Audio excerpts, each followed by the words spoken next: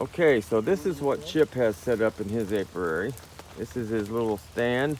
He's got some nice little ant buckets here that prevent the ants from getting on there. And we've got him a hive visor here just recently. And we've got a hive gate that we're using.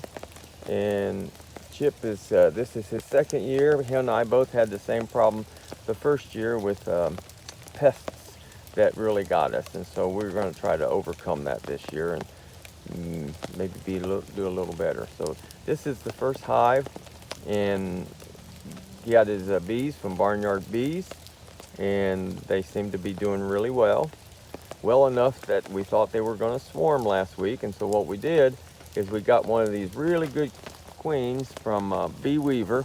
We're going to take you over here to the other spot.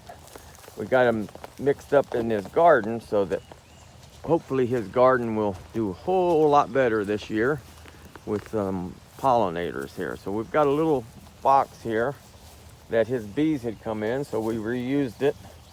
We're being good ecological people. And so we've got this in here, and so we've got the Bee Weaver queen, and we've got 3 frames of brood, some honey, and some pollen. And so what we're going to do is we're going to go 5 over 5, and we're going to build vertical up here and just see how they do. And so got good laying queens in both hives, and we just today took the queen out of the queen cage, and she's got a nice yellow dot on her.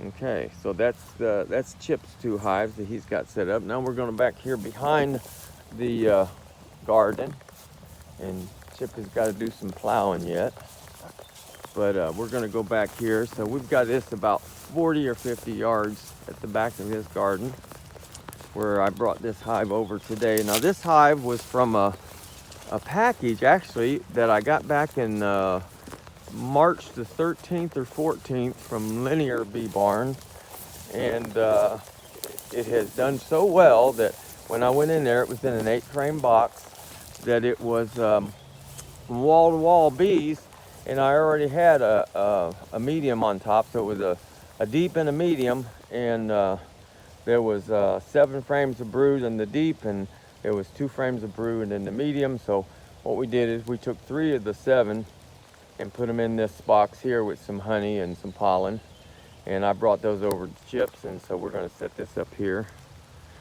And it has no queen, but has lots of eggs, and so I'm going to come back in 9 days and see what the progress is, and hopefully by 9 days we'll have a queen cell. So we'll see how that goes.